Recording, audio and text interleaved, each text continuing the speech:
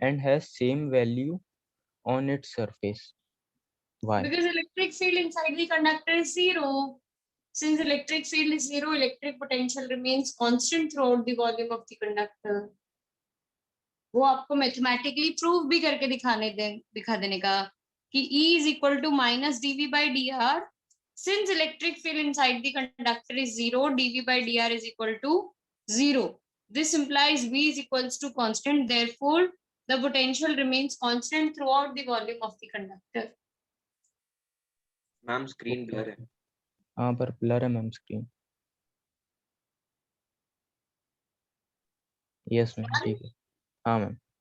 और जो डेरिवेशन का आपका डाउट है मुझे इंडिविजुअली कांटेक्ट कर लो, मैं आपको करवा दूंगी खत्म। Okay ma'am.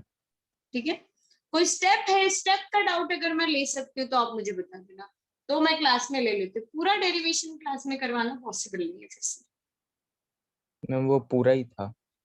नहीं, फिर वो क्लास के बाद अपने या तो कल के दिन में आप मुझे कांटेक्ट कर लेना, कल के दिन में मैं डाउट क्लियर करवा दूंगी। यस मैम ठीक है। यस भव्य। मैम बस एक बार वो मुझे बता दोगे वो 3 रीजन आपने बोले थे कि मैम वो डाइलेक्ट्रिक स्लैब यूज क्यों करते हैं मैम, वो एक बार डाइलेक्ट्रिक स्लैब यूज करने का रीजन ये था भव्य, फर्स्ट कि जैसे ही मैं कोई एयर की जगह कोई और मीडियम डालूंगी कैपेसिटेंस बढ़ जाएगा, बिकॉज परमिटिविटी बढ़ जाएगी। Permittivity would be greater than permittivity of free space. ठीक है। Yes ma'am. Second would be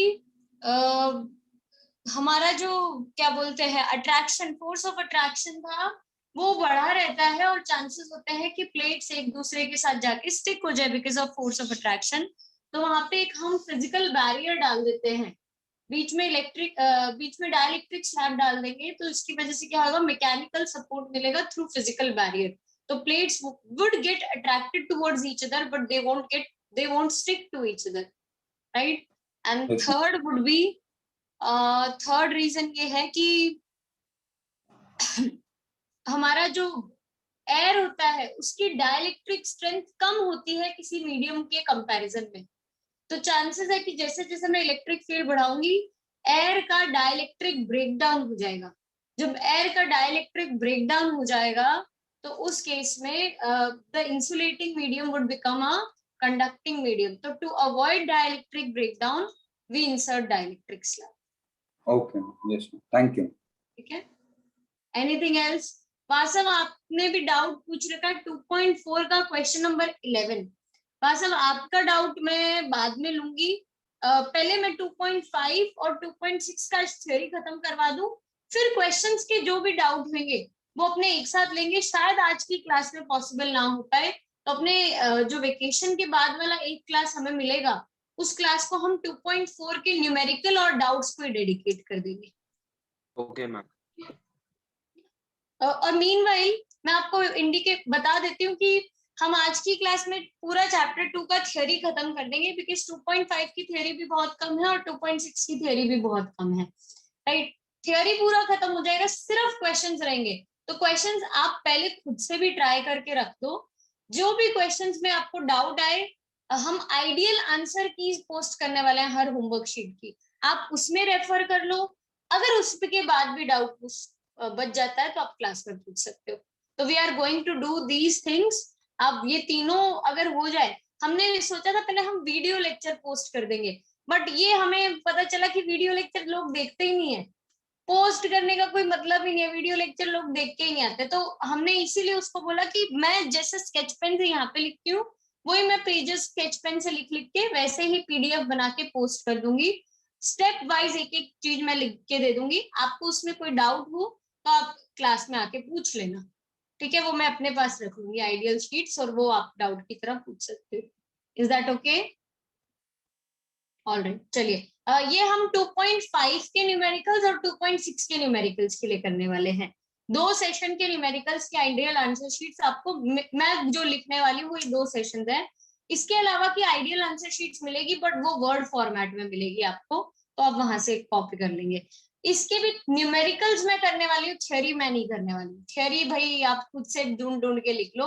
मैं न्यूमेरिकल्स के सारा जो भी होगा सोल्यूशन प्लस जैसे वाट्सएप के कुछ क्वेश्चन है जो बेसिकली टफ क्वेश्चन होंगे, जैसे 2.4 का 11th क्वेश्चन है, ऐसे क्वेश्चन सॉल्व कर करके मैं अपलोड कर दूंगी आपको। ठीक है, यस जिनांश, आपका क्या डाउट है बताइए। मैम आज लास्ट क्लास है? नहीं ऐसा नहीं बोलो यार, एक हफ्ते का ब्रेक है, ब्रेक से पहले क्लास आज का लास्ट, अभी लास्ट क्लास आने में टाइम है। हाँ, ब्रेक से पहले का आज का क्लास लास्ट है। Monday to Saturday next week हम कोई क्लास नहीं लेंगे। ठीक है, यस अक्षर। मैम एक्चुअली मैंने अभी अभी ज्वाइन किया, तो आपने मेरा नाम क्यों लिख रखा है? ये जिसका होमवर्क बाकी है उनके नाम, ये मैम सिर्फ पर मैंने तो कर दिया था। 2.3 का तुम्हारा सबमिट नहीं हुआ। मैम एक्चुअली पहले मैंने गलती से 2.4 में 2.3 का कर दिया था, फिर मैंने किया था उसके बाद 2.3 का डाल मैंने दिया था। जस्ट अभी ये चेक किया है गूगल क्लासरूम पे, वो वाला डेटा आपकी क्लास से 10 मिनट पहले मैंने चेक करके ये सारा डेटा लिखा है। इनफैक्ट कुछ लोगों के सामने ही लिख रही थी अभी मैंने चेक करके आइडेंटिफाई कर लिए थे, फिर मैंने लिख के छोड़ दिया सिर्फ यहाँ पे। मैं आपको कुछ नहीं बोलने वाली क्लास में होमवर्क के रिलेटेड, ये आपके सामने है, ये ऐसा लिखा रहेगा, धीरे धीरे ग्रुप में पोस्ट होने लग जाएगा, और कुछ भी नहीं। मैं बोलना बंद कर दिया, मैंने बोला ना कैमरा ऑफ के लिए मैं कुछ नहीं बोलूंगी, मैं होमवर्क कंप्लीशन के लिए कुछ नहीं बोलूंगी। हाँ, टेस्ट का रिजल्ट अपडेट करवाना, उसको इम्प्रूव करवाना इज माय रिस्पॉन्सिबिलिटी, उसके लिए मैं क्लास में पुश करती रहूंगी आपको। इन दोनों काम के लिए मैं नहीं बोलूंगी, आप लोगों को खुद से करना चाहिए। You guys are in 12th standard, छोटे नहीं रहे हो आप लोग कि मैं बार बार ये चीजों के लिए बोलती। आप कैमरा ऑन रखोगे गुड फॉर मी, नहीं रखोगे मैं स्क्रीनशॉट लेने वाली हूँ बीच क्लास में। अगर आपका कैमरा ऑन हुआ तो सामने लिखा जाएगा camera on present, but camera on नहीं हुआ तो प्रेजेंट बट कैमरा ऑफ, ऐसा करके लिखा जाएगा। So it's your responsibility now not mine. मैं जिग जिग करके क्लास में क्यों खुद को परेशान करूँ, खुद को तकलीफ होती है मेरे को, I won't do that, right. Ma'am मैं 1 अच्छा, मिनट में सबमिट कर रहा हूँ। कोई दिक्कत नहीं है, मेरे को कोई प्रॉब्लम नहीं है, ये सिर्फ यहाँ पे मैंने लिख दिया। भव्यदीप का भी मेरे को रिप्लाई मिल चुका है, गुड, इसलिए मैं पहले लिख के छोड़ देती हूँ कि आप जिसको जिसको जवाब देना मुझे चैट के थ्रू जवाब देते रहो, राइट। चलो हमें 2.5 स्टार्ट करना है, तो 2.5 स्टार्ट करने के लिए मैं आपको फिर से 2.4 का थोड़ा थ्योरी रिव्यू करवाना चाहूंगी। अक्षत आप प्लीज हैंड लोअर कर लीजिए अगर आपका हो गया है डाउट क्लियर तो।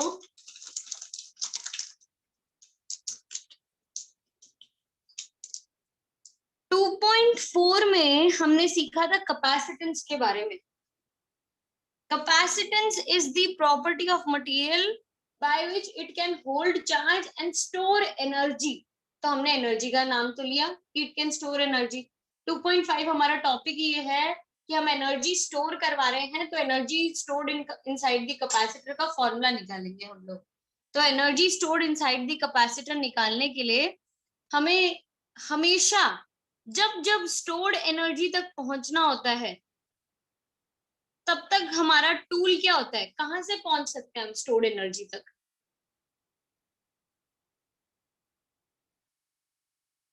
बोलो। चार्ज जो अंदर एनक्लोज्ड हो। नहीं, स्टोर्ड एनर्जी ये कोई आपका ऐसा नहीं है कि 12th का टॉपिक है, ये अपने बहुत टाइम से ऐसे ही करता है। इनफैक्ट 11th में भी हमने सीखा था और इस चैप्टर की शुरुआत में भी हमने सीखा। पोटेंशियल पोटेंशियल नहीं, स्टोर्ड एनर्जी को हम बोलेंगे potential energy inside the capacitor, but potential energy तक पहुंचने के लिए what is the tool? Electrical field. Electrical field no. application of work done. Work done, किसने बोला ये work done? Who said this? कथन, वेरी गुड कथन, वर्क डन। जब जब सिस्टम में नेगेटिव वर्क होगा या मैंने कुछ वर्क किया होगा तब तब सिस्टम में एनर्जी आती है। अगर पॉजिटिव वर्क होता है तो काइनेटिक एनर्जी आती है, और नेगेटिव वर्क होता है तो पोटेंशियल एनर्जी आती है या स्टोर्ड एनर्जी आती है। अब हम स्टोर्ड एनर्जी की बात कर रहे हैं। स्टोर्ड एनर्जी के लिए हमें को कैपेसिटेंस के अक्रॉस फॉर्मूला चाहिए, C is equal to Q by V, जिसको मैं ऐसा भी लिख सकती हूँ, Q is equal to C into V। ये दोनों तरीके से इसको लिखा जाता है। एनर्जी स्टोर्ड के केस में मैं एक अनचार्ज्ड कैपेसिटर लूंगी। ये मान लीजिए अनचार्ज्ड कैपेसिटर है मेरा, जिसपे इनिशियली चार्ज दोनों प्लेट्स पे 0 0 है, ठीक है। अगर मेरे को इस पे चार्ज लेकर आना है तो इसको 0 से लेकर Q तक पहुंचाना पड़ेगा, और जब ये प्लस Q पे होगा ये माइनस Q पे पहुंच चुका होगा। तो 0 से Q तक पहुंचाने के लिए मैंने कुछ वर्क किया होगा। चार्ज ऐसा तो है नहीं कि अपने आप से कैपेसिटर प्लेट पे आ गया, बैटरी से निकला इस प्लेट पे गया, यहाँ पे इंडक्शन हुआ दूसरी प्लेट पे आया। तो उसकी वजह से जो वर्क डन होगा उस प्रोसेस में, that work done would be stored as potential energy of the system. जैसे जैसे चार्ज बढ़ता है वैसे वैसे क्या और बढ़ता जाता है? Electric field, electric field is one good thing. Then electric Potential. Potential, potential, very good, electric potential. अगर इन दोनों के बीच में इनिशियली पोटेंशियल डिफरेंस 0 था, जैसे जैसे चार्ज बढ़ेगा पोटेंशियल डिफरेंस हो जाएगा V, potential difference would become V। क्या हर मोमेंट पे 0 से सीधा V तक पहुंच जाएगा? नहीं। मान लीजिए मेरे को इनिशियली पोटेंशियल 0 वोल्ट दे रखा था, 0 वोल्ट से 5 वोल्ट तक मुझे चार्ज करना पड़ रहा है, तो 0 से लेकर पहले 0 के बाद 1 आया होगा, 1 के बाद 2 आया होगा, 2 के बाद 3, 3 के बाद 4, 4 के बाद 5।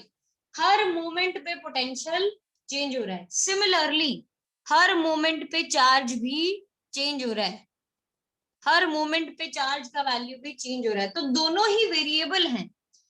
इन दो वेरिएबल्स के बीच में कांस्टेंट क्या रहेगा? What is one quantity which is constant for these plates?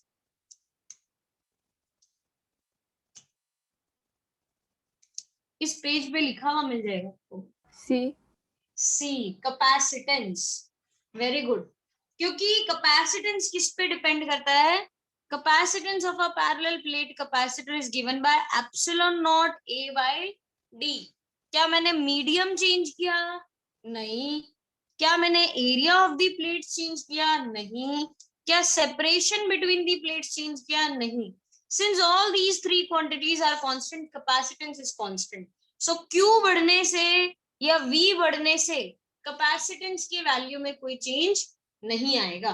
One quantity which remains constant is C, right? तो अब हम इस सिनेरियो को समझ चुके हैं। इस सिनेरियो में हमेशा मैं आपको फिर से बता देती हूँ, वर्क डन का formula, work done is Q into V, work done is equal to Q into V। अब ये दोनों ही वेरिएबल हैं, तो मैं या तो Q को फाइनल टर्म मान लूं या V को फाइनल टर्म मान लूं। मान लीजिए मैंने डिसाइड कर लिया मेरे को इसको 0 से Q चार्ज तक लेकर जाना है। 0 से Q चार्ज तक लेकर जाने के लिए हम छोटा सा dq चार्ज का ट्रांसफर कंसिडर करेंगे कि इस पूरे कैपेसिटर प्लेट पे dq चार्ज आ रहा है। वो dq चार्ज को लाने में मैंने जो वर्क डन किया होगा that would be dw। One second.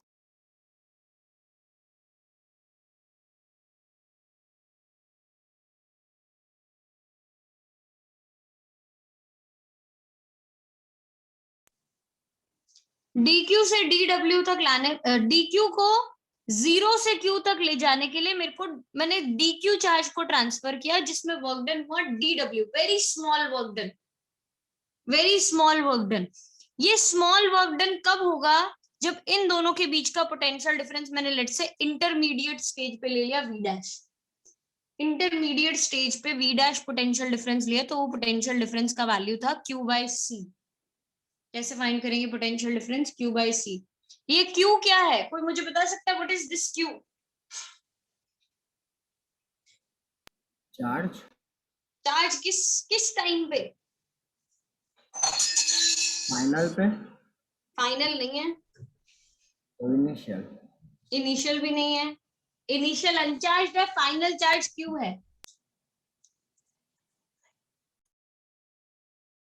During the process जो चार्ज बढ़ेगा। बताती हूँ। यस यस यस, इसको देखिए, अब अपने थोड़ा फेयरली इसको करना शुरू करते हैं कि मैंने दो प्लेट्स ली, इनिशियली इन पे चार्ज था 0, फाइनल चार्ज मुझे चाहिए Q, लेकिन मैं सीधा वर्क डन नहीं ढूंढ सकती हूँ, तो उसके लिए मैं एक dq चार्ज का ट्रांसफर कंसिडर कर रही हूँ। किस टाइम पे? जब प्लेट्स के बीच का पोटेंशियल डिफरेंस है V डैश, और उस टाइम पे, उस पर्टिकुलर इंस्टेंट पे प्लेट पे चार्ज कितना आया हुआ है? Small q। तो small q is intermediate charge present on the plates. It is the intermediate charge present on the plates. क्या ये चार्ज सेम रहेगा हर इंस्टेंट पे? No. No, it won't be same. तो v dash would be equal to q by c. ये v dash, क्या v dash same रहेगा हर इंस्टेंट पे? नो, वो भी सेम नहीं रहेगा. दोनों चेंज हो रहे हैं, चार्ज भी बढ़ता जा रहा है, पोटेंशियल डिफरेंस भी बढ़ता जा रहा है, राइट? तो इस dq चार्ज को ट्रांसफर करवाने में जो वर्क डन हुआ, वर्क डन का फॉर्मूला आ गया dq into v dash. Work done would be equal to dq into v dash. हमने बताया था ना, work done is equal to q into v. जो चार्ज ट्रांसफर हो रहा है वो है dq, उस टाइम पे पोटेंशियल डिफरेंस जो है वो है v डैश. वेदांत क्लियर हुआ ये? कोई कंफ्यूजन इसमें आ रहा, कोई डाउट? All right. चलो, इसके बाद सबसे डिफिकल्ट स्टेप यही था समझने के लिए. इसके बाद बहुत इजी है डेरिवेशन, पूरा का पूरा. सबसे डिफिकल्ट स्टेप यही है समझने वाला. तो v डैश की जगह हम लिख सकते हैं q by c into D Q is equal to D W. ठीक है. On integrating both sides D W is equal to q by c D Q. dw is equal to q by c dq. और limits डाल देंगे 0 से w. यहाँ पे limit, मुझे initial charge मिला था 0, फाइनल चार्ज चाहिए कैपिटल Q, तो ये लिमिट्स डल गई. dw का इंटीग्रेशन W. W. dw का integration w. Upper limit minus lower limit 0 से w. और q बाई c में c कांस्टेंट है इंटीग्रेशन के बाहर. q dq का integration 1 by Q square. No, x dx का इंटीग्रेशन भूल गए हो आप लोग. Q square by 2. q square by 2. Very good. It would be q square by 2. अरे हर्ष, ये क्या कर रहा है भाई? x dx बहुत का टाइम हो गया ना तो इंटीग्रेशन, कुछ याद नहीं आया. x dx का इंटीग्रेशन भूला हुआ ना चले. w upper limit minus lower limit, w by minus 0 is equal to 1 by c q square by 2 minus 0 square by 2. ये तो चला गया. Work done is stored as potential energy of the system. Initial को हम हमेशा 0 मान लेते हैं. ये आ जाएगा q square upon 2c. This is the value of potential energy.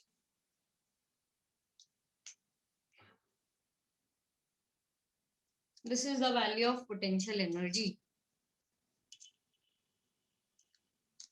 इसी को थोड़ा चेंज कर करके देखो, q की जगह मैं क्या लिख सकती हूँ? cv लिख सकती हूँ.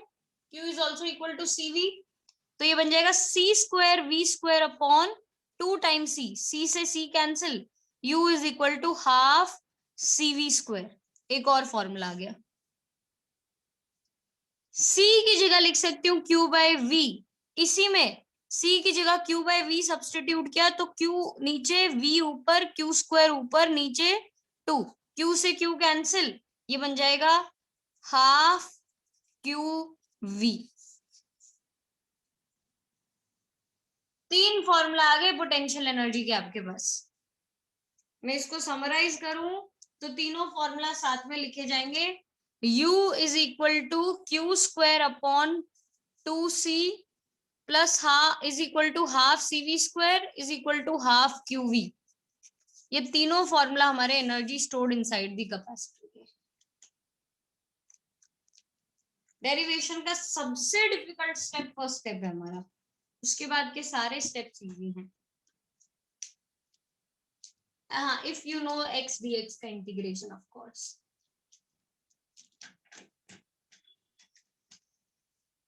कोई डाउट इस डेरिवेशन में? महर्ष, जिनांश, प्रियांशी, उदय? यस भव्य. नहीं मैम, कोई डाउट. मैम ये 1 by q हाफ qv कैसे आया, एक बार बता दो ना. ये हाफ qv कैसे आया? भव्य, मैंने c को q बाई v सब्सटीट्यूट कर दिया. तो जब c की जगह q बाई v लिखूं, नीचे q आ जाएगा, ऊपर v चला जाएगा, q से q कैंसिल, वो हाफ qv आ जाएगा.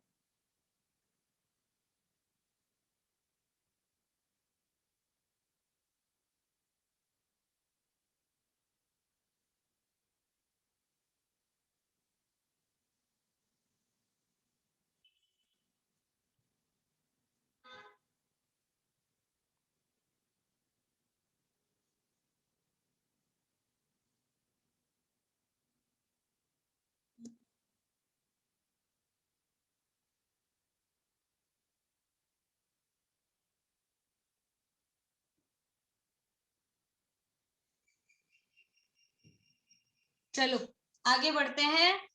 इसके बाद ये है energy stored inside the capacitor.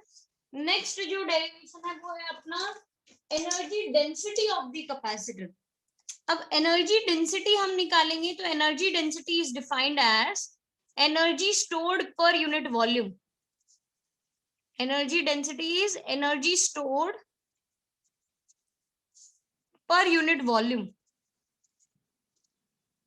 Energy stored होगा हाफ CV स्क्वायर। अभी अभी हमने निकाला। अच्छा, कोई भी फॉर्मूला यूज कर सकते हो, मुझे हाफ CV स्क्वायर ज्यादा पसंद है इसलिए मैंने हाफ CV स्क्वायर डाल दिया। ठीक है, आपको कोई और फॉर्मूला ज्यादा पसंद हो आप वो डाल देना यहाँ पे, लेकिन अल्टीमेटली एक ही आंसर आएगा, इसके 3 आंसर्स नहीं आएंगे। ठीक है, अपॉन अगर कैपेसिटर की वॉल्यूम की बात करूं तो आपको मालूम है यहाँ पे एरिया जो है वो है A, एरिया जो है वो है A और डिस्टेंस जो है वो है D। एरिया इंटू डिस्टेंस अपने को क्या मिल जाता है? वॉल्यूम। वॉल्यूम। तो A into D is the volume. अगर आप लोगों को मालूम नहीं है तो ये याद रख लेना भाई, बहुत काम आएगा। 3rd चैप्टर 4th चैप्टर हर जगह पे वॉल्यूम का ऐसा फॉर्मूला आता है। Base area into thickness is known as volume, right. C की जगह हम लिख सकते हैं, लास्ट क्लास में फिर से हमने पढ़ा था, C की जगह हम लिख सकते हैं epsilon naught A upon D। नीचे ऑलरेडी A इंटू D है। और V की जगह हम लिख सकते हैं E स्क्वायर D स्क्वायर। ये मैंने लास्ट क्लास में सिखाया था, potential difference is equal to E into D। तो V स्क्वायर की जगह हम लिख सकते हैं E square into D square. A से A कैंसिल, D स्क्वायर से D स्क्वायर कैंसिल, क्या बच जाएगा? Half epsilon naught E square. This is energy density, right Riya? समझ आया ये? Good. Half epsilon naught E square, where epsilon naught is the permittivity of free space and E is the electric field between the plates। फिर से steps देख लो। Energy stored पर unit volume formula था, energy stored की जगह हमने लिखा हाफ CV स्क्वायर, वॉल्यूम की जगह हमने लिखा area into distance. Epsilon naught A upon D capacitance की जगह और V की जगह E इंटू D उसका स्क्वायर कर दिया। नीचे A इंटू D ऑलरेडी था, सब कैंसिल कैंसिल कैंसिल हो गया, बच गया half epsilon naught E square.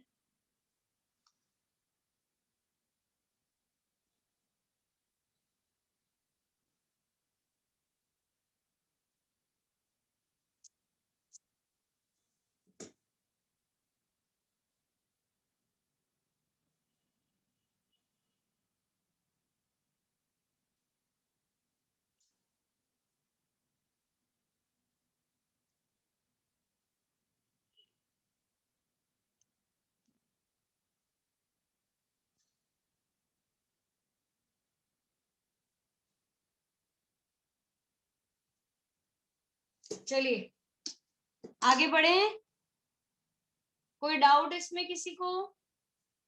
ठीक है, इसके बाद इस सेशन में आता है रीडिस्ट्रीब्यूशन ऑफ चार्जेस का टॉपिक।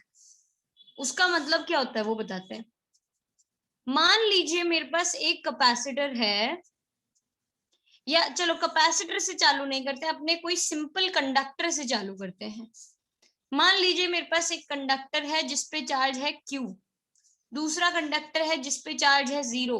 मैंने इन दोनों को कनेक्ट कर दिया, ये आप लोगों ने पढ़ा हुआ है। एक कंडक्टर पे चार्ज Q, दूसरे कंडक्टर पे चार्ज 0, दोनों कंडक्टर का साइज और शेप सेम है। मैंने कनेक्ट किया, कनेक्ट करने के बाद फाइनल चार्ज A पे कितना होगा? Q/2। Q/2। और B पे? Q/2।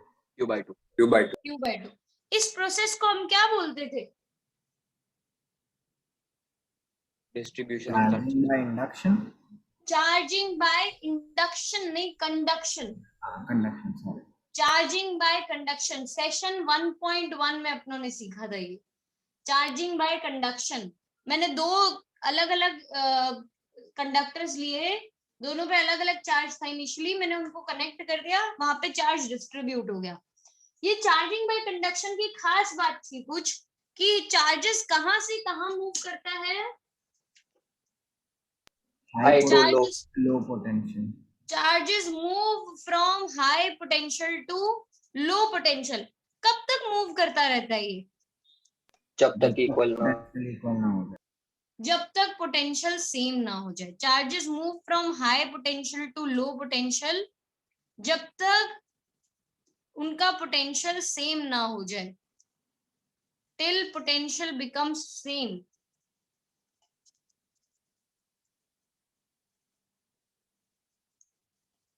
ये वाला सिचुएशन था। अब इसकी जगह मैं दो कैपेसिटर्स ले लेती हूँ। दो कैपेसिटर, एक कैपेसिटर पे है चार्ज Q1, दूसरे पे है V1 पोटेंशियल, सॉरी, एक कैपेसिटर पे charge Q1 V1 potential and इसकी कैपेसिटेंस है C1। दूसरा कैपेसिटर लिया जिसपे charge Q2 potential difference V2 and capacitance C2। मैंने इन दोनों कैपेसिटर्स को कनेक्ट कर दिया ऐसे पैरेलल में, इन दोनों कैपेसिटर्स को कनेक्ट कर दिया। ये Q2 यहाँ नहीं, यहाँ पे Q1 डैश आ गया, V1 C1 तो वैसे का वैसे ही रहेगा, C2 वैसे का वैसे ही रहेगा, यहाँ पे Q2 डैश आ गया और यहाँ का पोटेंशियल भी बन गया V। चार्जेस अलग अलग हो गए, डिफरेंट हो गए, Q1 dash Q2 dash, but potential उन दोनों का क्या हो गया? सेम। इसमें कंडीशन क्या आती है कि अगर मैंने इन दोनों को कनेक्ट किया तो ऐसा अगर केस था V1 is greater than V2 initially, if V1 is greater than V2, charge कहां से कहां फ्लो कर रहा होगा? V1 to V2, V1 से V2। कैपेसिटर 1 से लेकर कैपेसिटर 2 पे जा रहा होगा। गुड। तो अगर कैपेसिटर 1 से कैपेसिटर 2 पे जाएगा, कब तक चार्ज फ्लो करता रहेगा? फिर से बताओ। जब तक potential equal ना हो जाए। जब तक पोटेंशियल दोनों का सेम ना आ जाए। तो इनिशियली V1 और V2 अलग अलग पोटेंशियल थे, बाद में उन दोनों का पोटेंशियल सेम हो गया। देखिए V एंड V। तो ये चार्जेस का फ्लो तब तक चलता रहेगा जब तक उनका पोटेंशियल क्या ना हो जाए? सेम। इस फाइनल पोटेंशियल को हम बोलते हैं common potential. This potential is known as common potential. Very important topic for numericals. आप इस सेशन में जाके देखो जरा, होमवर्क शीट में आपको 15 क्वेश्चन मिलेंगे। 15 क्वेश्चन में से कितने? 8 या 9 न्यूमेरिकल होंगे, राइट? इस सेशन के दो ही टॉपिक हैं, एक है एनर्जी स्टोर्ड, दूसरा है रीडिस्ट्रीब्यूशन ऑफ चार्जेस। ये रीडिस्ट्रीब्यूशन ऑफ चार्जेस की थ्योरी नहीं पूछते हैं आप लोगों से, इसके न्यूमेरिकल्स पूछते हैं, इसके न्यूमेरिकल पूछे जाते हैं। इसको फिर से मैं फेयरली आपको लिख के दिखाऊं तो आपसे मैं बहुत सारी अब चीजें एक्सपेक्ट करूंगी कि आप लोग मुझे बता रहे होगे।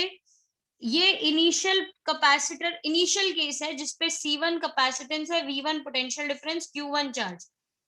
ये इनिशियल केस है सेकेंड कैपेसिटर का, C2 V2 एंड Q2, ये इनका पोटेंशियल डिफरेंस है। अगर मैं बात करूं Q1 की, what is Q1 equal to?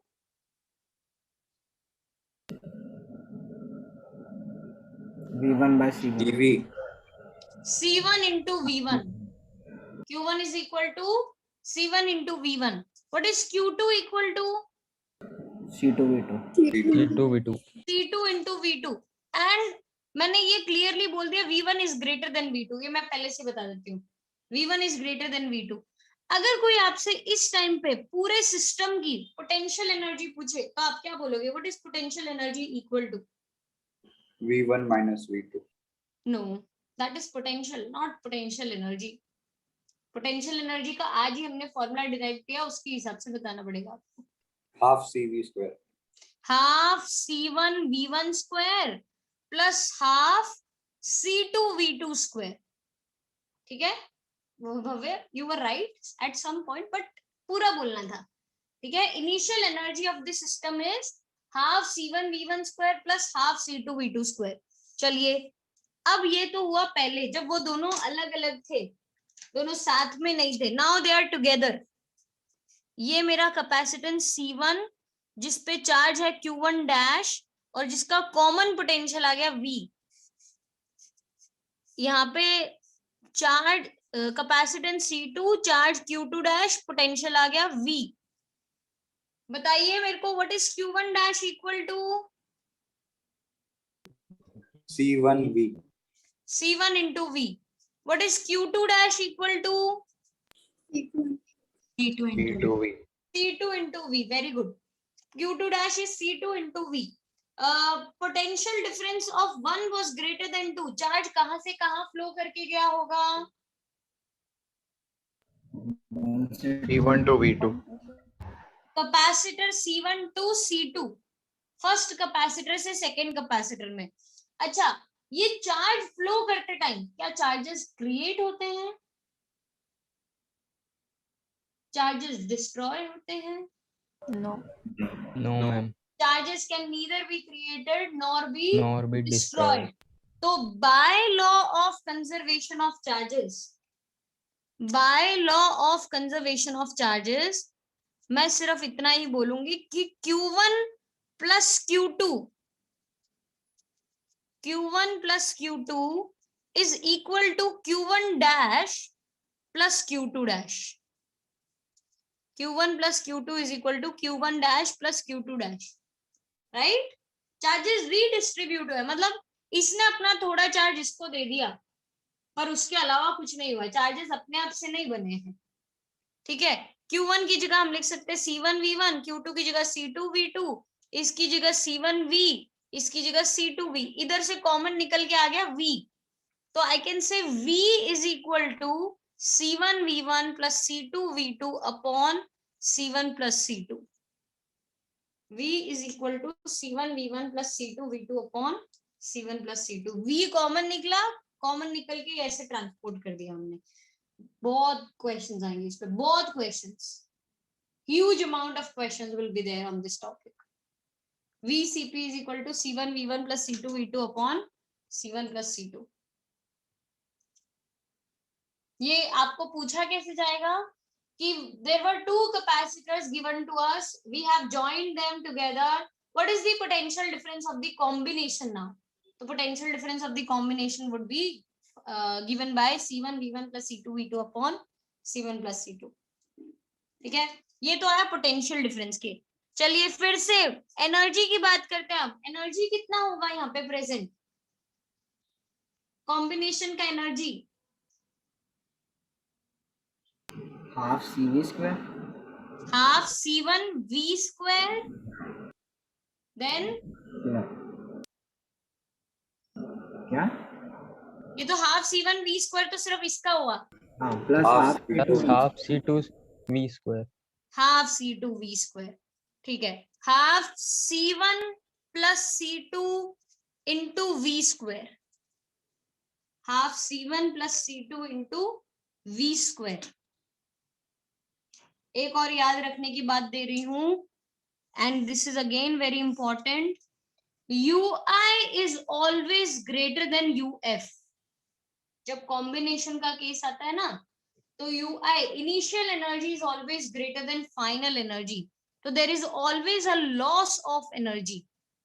वो लॉस इन एनर्जी ढूंढने के लिए आपको क्या करने का है, UI minus UF, initial minus final. Combination के केस में याद रखना ये लॉस क्यों होता है एनर्जी का, किसी को आइडिया है why there is a loss of energy?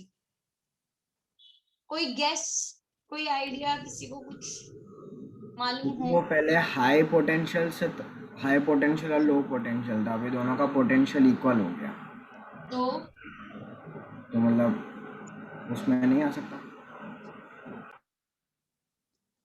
उसी पे रिलेटेड है, उस पे बताते हैं। अब देखिए, जब चार्ज को मैंने इन दोनों को कनेक्ट किया है यहाँ पे, तो चार्ज को क्या हुआ कि पता चला कि मेरे को भागना है, मुझे भाग के इसके पास जाना है, तो वो कनेक्टिंग वायर्स के थ्रू ट्रैवल करके जाएगा।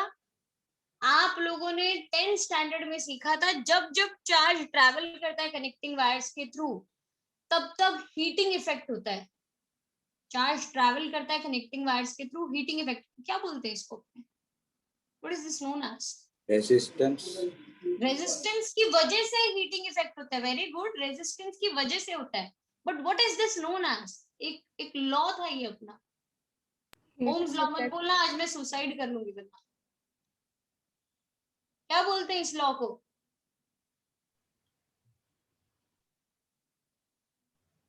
Heating effect. Joules law of heating. याद आया?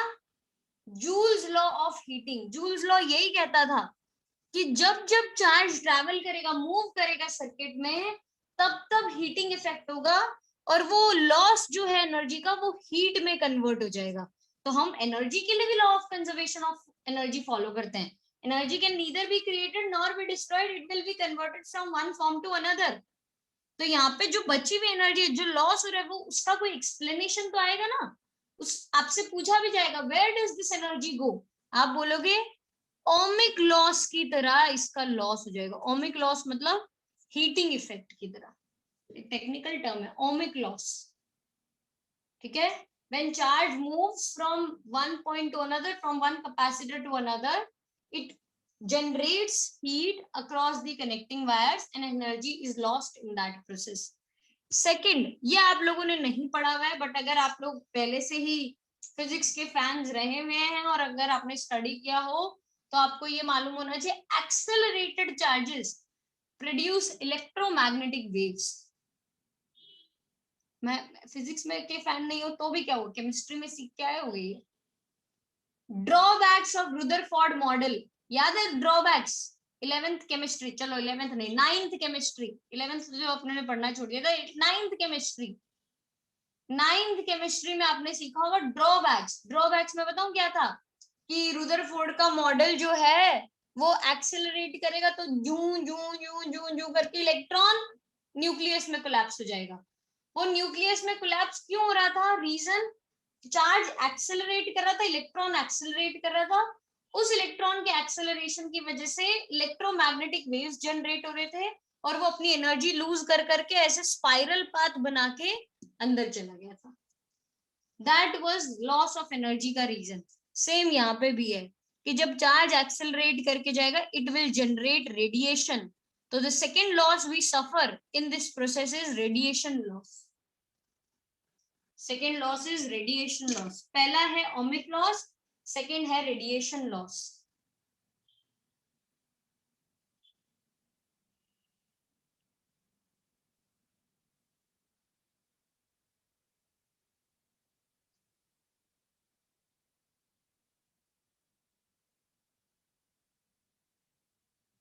कोई कंफ्यूजन इसमें किसी को? कोई doubt? This completes your session 2.5. खत्म। मैम ऐसे सेशन होने चाहिए, बस ऐसे जल्दी जल्दी खत्म हो जाने चाहिए, राइट? ये सेशन 2.5 खत्म और session 2.6 is also very easy. Series और पैरेलल, इन दोनों ही सेशन का चैलेंज है इनके न्यूमेरिकल्स। ये दोनों सेशंस की थ्योरी चैलेंज नहीं है, इन दोनों के न्यूमेरिकल्स बहुत चैलेंजिंग है दोनों सेशंस के। तो अपने पहले कैपेसिटर्स इन सीरीज और कैपेसिटर्स इन पैरेलल स्टडी कर लेते हैं, फिर उसके आगे अपने बढ़ेंगे। अगर अपने पास टाइम बच गया तो अपने थोड़े बहुत क्वेश्चन 2.5 के ट्राई करेंगे खत्म करने का, ठीक है? डीपीएस वालों को फायदा हो गया, आपका चैप्टर 2 खत्म हो जाएगा अभी। चैप्टर 3 संडे को 4 सेशन खत्म हो जाएंगे। 4 सेशन के बाद उम्मीद मत रखना कि हम 2 सेशन और करवाएंगे, नहीं, बाकी 2 खुद से कर लोगे। बहुत हो गया यार, अभी इतनी भी जान नहीं लो अभी हमारे, ठीक है?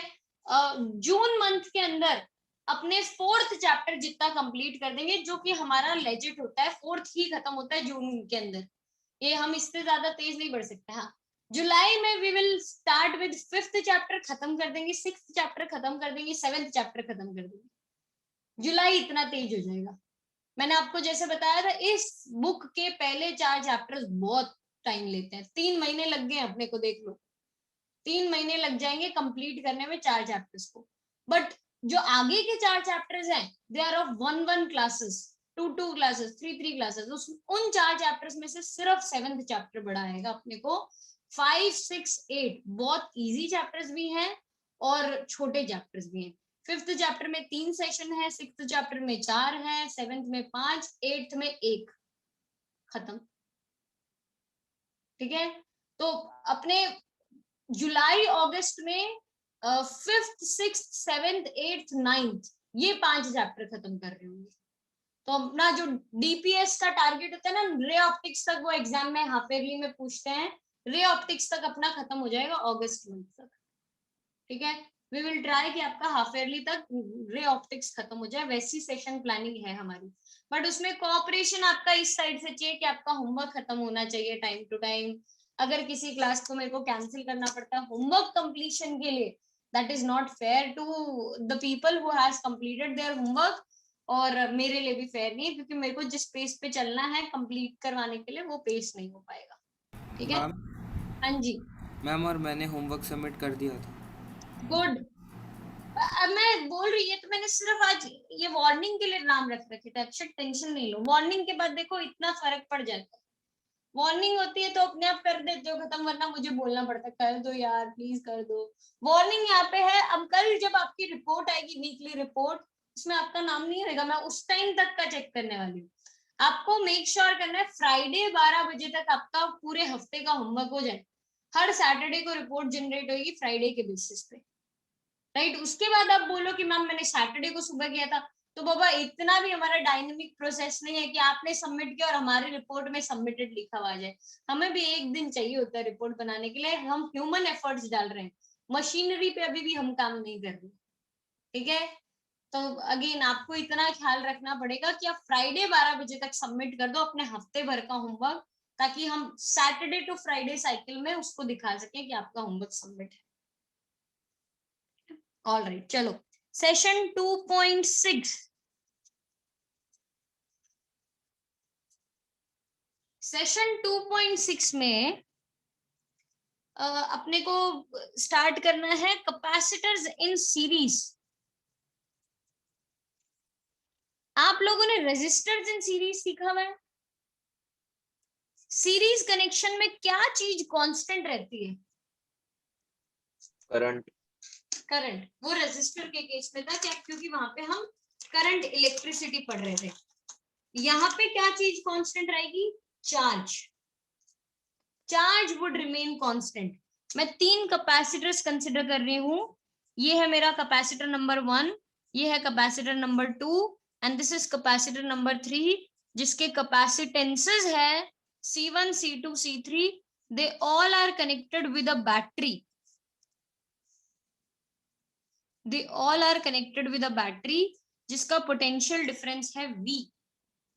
जब यहां से चार्ज फ्लो करना शुरू करेगा Q, तो इधर भी चार्ज Q जाएगा, इधर भी चार्ज Q, इधर भी Q, इधर भी Q, और वापस रिटर्न में भी हमें Q चार्ज मिल जाएगा। तो तीनों कैपेसिटर्स में चार्ज सेम रहने वाला है।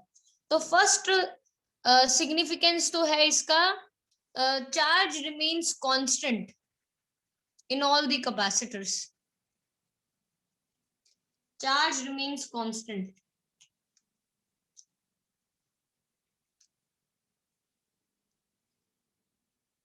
नेक्स्ट, चार्ज तो सेम रहने वाला है, but what about potential difference? वो अलग अलग होगा। सिंस कैपेसिटेंसेस अलग अलग है, पोटेंशियल डिफरेंस अलग अलग होगा। यहाँ पे V1 मिलेगा, यहाँ पे V2 मिलेगा, यहाँ पे V3 मिलेगा।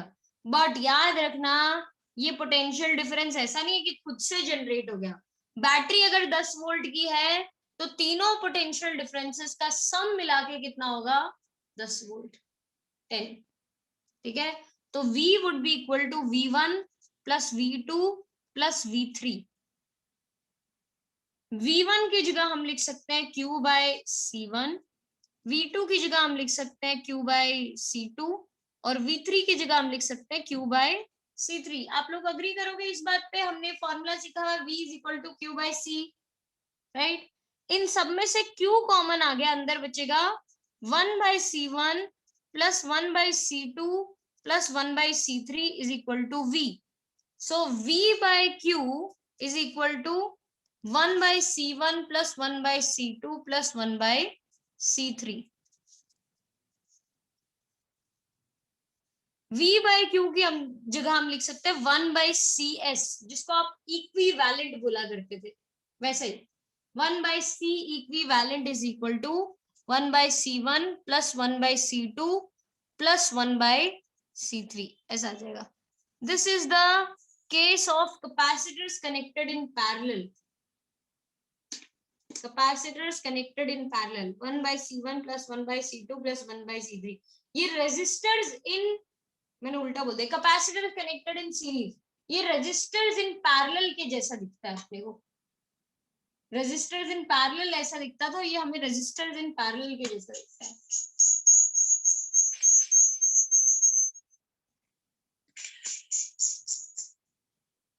नेक्स्ट, इसके आगे बढ़े तो हम, ये डेरिवेशन है इसका इतना सा, जो कि बहुत रेयरली एग्जाम में आएगा, आप लोगों को कभी नहीं पूछा जाएगा, ऐसा वाला केस है। तो यहां से आगे बढ़े अपने, अब अपने लिखते हैं for n capacitors connected in series, n capacitors connected in series के लिए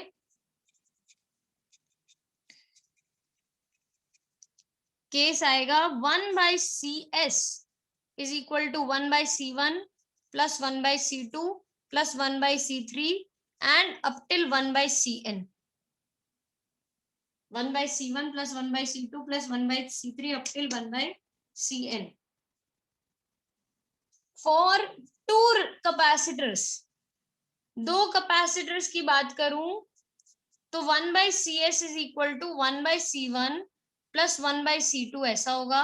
एलसीएम ले इसका तो ये बन जाएगा C1 C2 upon C1 plus C2। Capacitors in series is C1 C2 upon C1 plus C2। दो कैपेसिटर्स के लिए मैं डायरेक्टली यूज कर सकती हूँ। For n identical capacitors, for n identical capacitors case होगा 1/CS is equal to n identical का मतलब क्या होता है? सेम कैपेसिटेंस, सेम कैपेसिटेंसेस हो, C1 C2 C3 C4 सारे सेम हो, that is equal to 10 10 10 10 10 each। तो उस केस में 1/C plus 1/C plus 1/C up till n times 1/C करना पड़े, तो ये क्या बन जाएगा n/C। तो CS would be equal to C/n। तो अगर मैंने 40 माइक्रोफैरेड के 4 कैपेसिटर्स सीरीज में कनेक्ट किए तो बताओ C इक्विवेलेंट कितना होगा? 10 C/4 40/4 10 माइक्रोफैरेड। ऐसे सॉल्व करने का आपको, ठीक है? यात्रिक क्लियर है? कोई डाउट इसमें? ऑल राइट, ये कैपेसिटर्स इन सीरीज के बारे में था सब कुछ। Next, capacitors in parallel.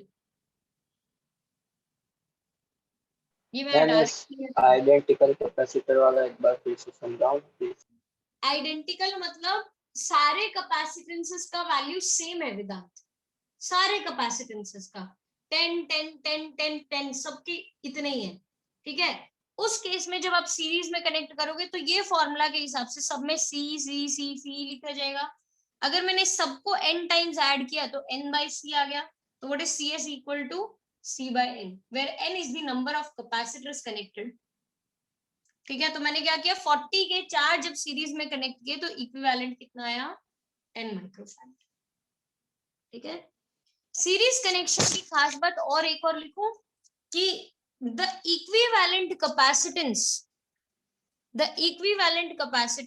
is the smallest of all the individual capacitances present.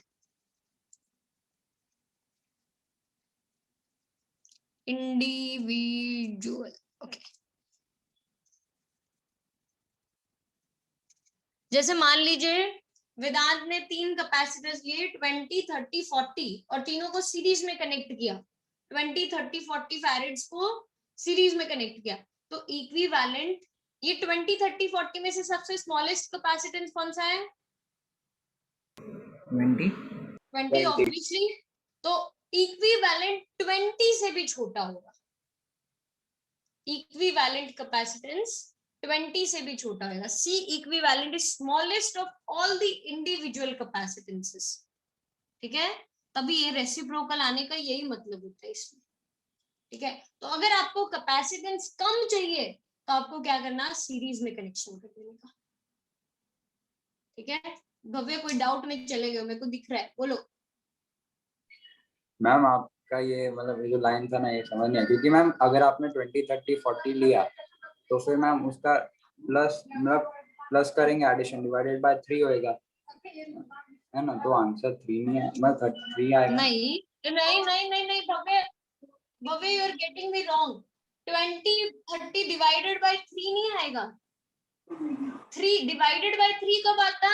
जब तीनों कैपेसिटेंसेस बराबर होती, तो तीनों अलग अलग है। चलो भव्य, मैंने तुम्हारे आंसर में भी ले लेती हूँ। 30 30 30 तीनों कैपेसिटेंसेस हैं। नेट कितना आएगा बताओ? इसका नेट आएगा 30। नेट नहीं 30 नहीं आएगा। नहीं नहीं नहीं, एक सेकंड, 3 बाय एक से total n c by n है ना, तो 30 बाय बाय 3 कितना हो गया? 10। 10 सेम ऐसे 20 30 40 के लिए बताती हूँ भव्य। 1/20 प्लस 1/30 प्लस 1/40 एलसीएम लेते हैं तो अपने को एलसीएम कितना मिलता है? 120। यहाँ पे आएगा 6, यहाँ पे 4, यहाँ पे 3। This is equal to 1/CS। Is equal to 1/CS। तो ये हो गया 6 4 10 13। 13 divided by 120 that is 1/CS। What is CS equal to? 120/13। Solve करके देखोगे तो 13 9 समथिंग होता है, 117 जैसा, 9 पॉइंट समथिंग आ जाएगा। क्या ये 20 से छोटा है? 9 पॉइंट समथिंग। यस। तो equivalent capacitance would be the smallest of individual capacitances. ठीक है मैम? बस एक डाउट मतलब मैम 1/CS और C इक्विवेलेंट सेम होता है? हाँ हाँ हाँ, वो सीरीज इंडिकेट करने के लिए मैंने S लिख दिया, बाकी इक्विवेलेंट ही उसका मतलब। ठीक है, चलिए नेक्स्ट पैरेलल कनेक्शन की अब हम बात करते हैं। सो कैपेसिटर्स कनेक्टेड इन पैरेलल।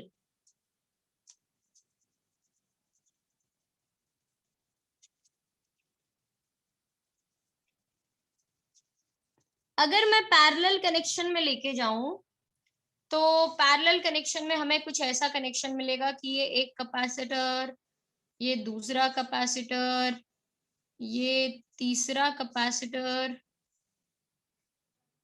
और ये तीनों का कनेक्शन है एक बैटरी के साथ जिसका पोटेंशियल डिफरेंस है V।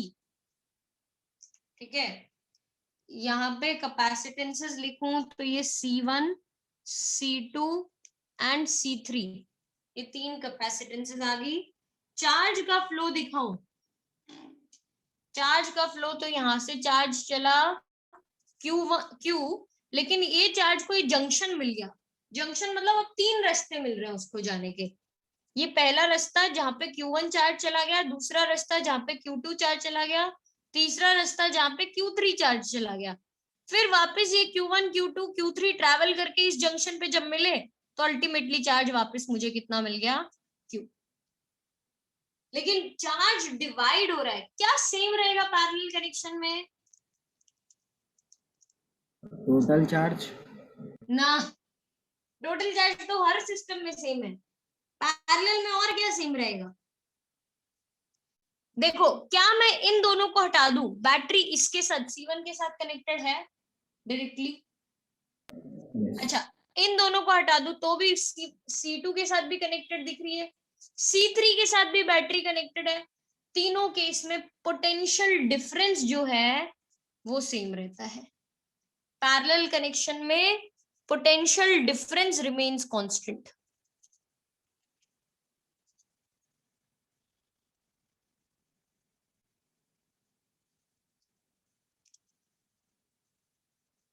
हाँ, अब जैसा मुझे हर्ष ने बताया कि charge would be equal to Q1 plus Q2 plus Q3, ये सही है। Charge would be equal to Q1 plus Q2 plus Q3। Q1 की जगह मैं लिख सकती हूँ C1 इंटू V, Q2 की जगह मैं लिख सकती हूँ C2 इंटू V, और Q3 की जगह मैं लिख सकती हूँ C3 into V। V common निकाला तो अंदर बचेगा C1 plus C2 plus C3, तो यहाँ पे आ जाएगा Q by V is equal to C1 plus C2 plus C3 which is equal to CP Q by V is nothing but Cp, which is equal to C1 plus C2 plus C3. This is the case of capacitors connected in parallel.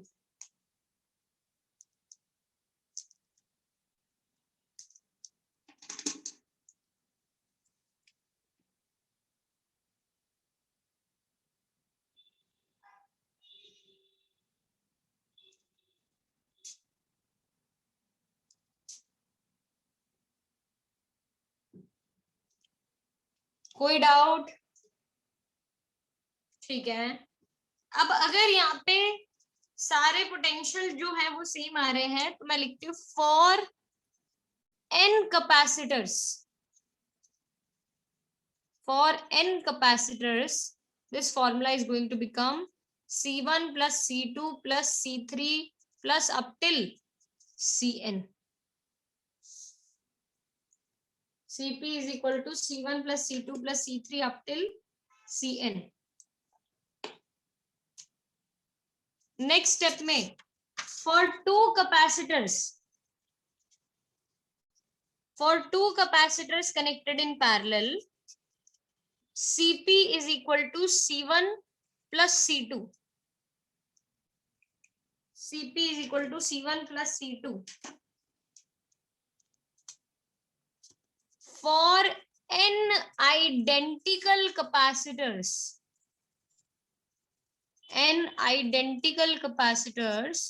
Cp is equal to C plus C up till n times C. तो ये Cp क्या बन जाएगा? Nc. Series में it was C by n, parallel में it is n into C. Again 40 के 4 capacitors parallel में लगाए तो कितना कैपेसिटेंस होगा? 160 microfarad. 160, 40 into 4, that is going to be 160. I hope now the difference is clear between series and parallel. और parallel के case में जैसा हमने सीरीज में बताया ना, पैरेलल के केस में C equivalent is greatest of all the individual resistances. वहां पे स्मॉलेस्ट है, यहाँ पे greatest. C equivalent is greatest of all individual capacitances.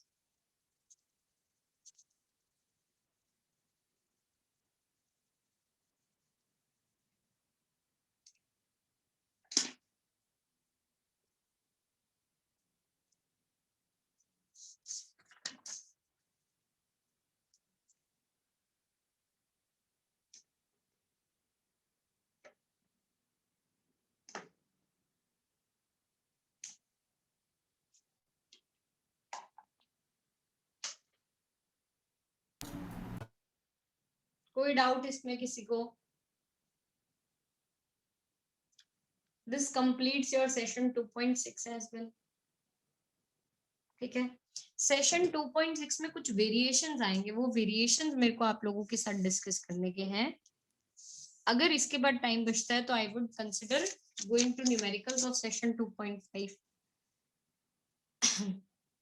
Variations क्या क्या हैं देखिए. मान लीजिए ये कैपेसिटर प्लेट है हमारा. आपको पता है कैपेसिटर प्लेट में पीछे ऐसे एक्सटेंडेड होगा. ये पूरा 3D फिगर अगर मैं बनाऊं तो, but I am not going with 3D figure. मैं सिर्फ आपको ऐसा टॉप व्यू दिखा रही हूँ उसका कि ये प्लेट ऐसा दिख रहा है. बाकी ये प्लेट एक्चुअली इस तरीके का दिख रहा होगा हमें. ठीक है, ये कैपेसिटर प्लेट में अगर मैंने एक डाई इलेक्ट्रिक स्लैब इंसर्ट कर दी, वो भी आधे डिस्टेंस में, ऐसे डाइलेक्ट्रिक स्लैब इंसर्ट कर दी, वो भी आधे डिस्टेंस में, तो ये वाला कैपेसिटेंस तो बन जाएगा K1 epsilon naught A upon D/2, क्योंकि आधा कवर हो गया है ना. तो ये कैपेसिटेंस बन जाएगा C1. और इसके साथ ये बचा हुआ जो फ्री स्पेस वाला था, वो कैपेसिटेंस अभी भी है epsilon naught A upon D/2, क्योंकि डिस्टेंस हाफ हो रहा है. आधे ही मैंने पोर्शन में इंसर्ट किया है प्लेट, तो डिस्टेंस हाफ हो रहा है. तो ये मुझे कैसे विजुलाइज कर सकते हैं इस चीज को मैं, कि एक कैपेसिटर है C1 जिसका वैल्यू है K1 epsilon naught A by D, और दूसरा कैपेसिटेंस है C2 जिसका वैल्यू है epsilon naught A by D। ये दोनों कैसे कनेक्शन में हो गए? How are they connected to each other? Series connection. तो याद रखना, when distance between the two plates is divided, जो भी नए कैपेसिटेंसेस बनेंगे वो सारे कैसे कनेक्शन में होंगे? सीरीज। हाँ, वो उनका वैल्यू अलग अलग तरीके से निकालना पड़ेगा अपने को, राइट? चलो मैं दूसरा एग्जांपल देती हूँ आपको इसी में। ये मान लीजिए ये प्लेट है मेरी, अब मैंने इसमें भी डाइलेक्ट्रिक स्लैब इंसर्ट की, लेकिन इस तरीके से की है मैंने डाइलेक्ट्रिक स्लैब इंसर्ट। सिर्फ ये आधे एरिया में इंसर्ट हुई है, पूरे एरिया में नहीं, आधे एरिया में इंसर्ट हुई है। डिस्टेंस डिवाइड नहीं हुआ, एरिया डिवाइड हुआ है। बताइए इसका कैपेसिटेंस ऊपर वाले प्लेट का कितना होगा? ऊपर वाले पोर्शन का K1 epsilon naught A B by 2. K1 A by- epsilon naught A by 2 upon D, right? K1 epsilon naught A by 2 upon D। नीचे वाले का कितना होगा? K1 epsilon naught A by K1 है ही नहीं, एयर है यहाँ पे, no other capacitance is present. क्या बन जाएगा? बोलो बोलो। Epsilon naught A by D। Epsilon naught A by 2 into D। बाबा एरिया डिवाइड हो गया ना, आधे एरिया में है अब वो, है ना? एप्सिलॉन नॉट A by 2, और यहाँ से बैटरी कनेक्टेड होती है इधर। तो देखो कैसा बन गया, एक कैपेसिटेंस जिसमें डाइलेक्ट्रिक स्लैब है वो, फिर दूसरा कैपेसिटेंस जिसमें डाइलेक्ट्रिक स्लैब नहीं है वो। पहले का वैल्यू है ये, दूसरे का वैल्यू है ये। कैसे कनेक्शन में हो गए दोनों? Parallel connection. ये अगर मेरे पास नोट्स खुले हैं तो मैं आपको दिखा भी देती हूँ। नोट्स है ही नहीं मेरे पास। चलो homework sheet cluster 1 class work chapter 2 notes.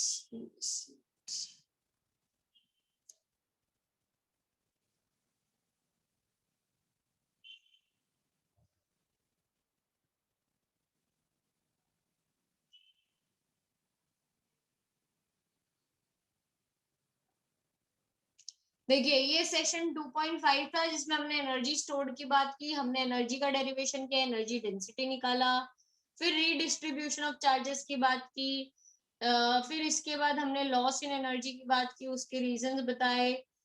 इस सेशन का एग्जाम्पल 20 आपको बहुत अच्छे से करना है। Mark it as very very very very very very very important, बहुत इंपॉर्टेंट है ये क्वेश्चन। एग्जाम्पल 20, ठीक है? फिर इसके बाद हमने सेशन 2.5 रैप कर दिया। सेशन 2.5 के आगे बढ़े, session 2.6 capacitors in series, capacitors in parallel connection किया। अब ये देखिए जो मैं केसेस की बात कर रही हूँ ना, ये वो स्पेशल केसेस यहाँ पे आपको दिखा रखे हैं। जब हमने डाइलेक्ट्रिक स्लैब इंसर्ट ऐसे किया कि area between the plates is divided, dielectric slab insert ऐसे किया कि area between the plates is divided, तब दोनों कैपेसिटर्स पैरेलल में कनेक्ट हुए। C equivalent was C1 plus C2. Since the potential difference on each of the plate is same, capacitors are connected in parallel. Next, जब मैंने dielectrics ऐसे insert की कि distance between the plates is divided, जब distance divide हुआ उस case में the capacitors would be connected in series.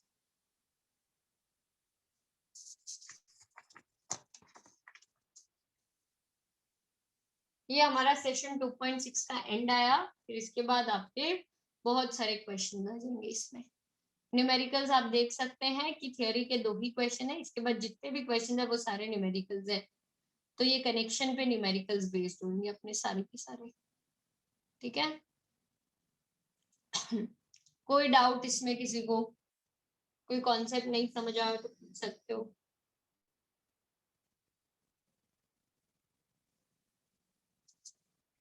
याद रखना, when distance is divided, capacitors are connected in series. When area is divided, capacitors are connected in parallel. ठीक है, मैं यहीं पे रैप अप करूंगी आज। 2.5 नहीं, पूरे चैप्टर 2 का, मैं 2.5 बोल रही हूँ, पूरे चैप्टर 2 का आपको होमवर्क खत्म करके आना है आफ्टर योर वेकेशंस, राइट। आने के बाद जो मंडे का क्लास होगा हमारा, वो मंडे के क्लास में आप लोगों का टेस्ट रहेगा। इस मंडे आपका 2.12 का टेस्ट था, हाँ मैम। राइट। तो आपका जो आएंगे वो मंडे पे 2.3 और 2.4 का टेस्ट रहेगा, और 2.5 और 2.6 के हम डाउट्स लेंगे आपके। ठीक है मैम। यस। मैम ये जो कल वीकली रिपोर्ट आएगी उसमें 2.4 भी काउंट होगा? नहीं, 2.4 नहीं काउंट करेगा। ओके मैम एक बार होमवर्क रिपीट कर दो। Chapter 2 homework is chapter 2 completion. आने के बाद वाले मंडे पे 31 मई को आप लोगों का टेस्ट रहेगा सेशन 2.3 और 2.4 का। ठीक है, ऑलराइट, चलिए, bye bye everyone, take care, bye enjoy your ma'am, thank you ma'am. Thank you, ma'am.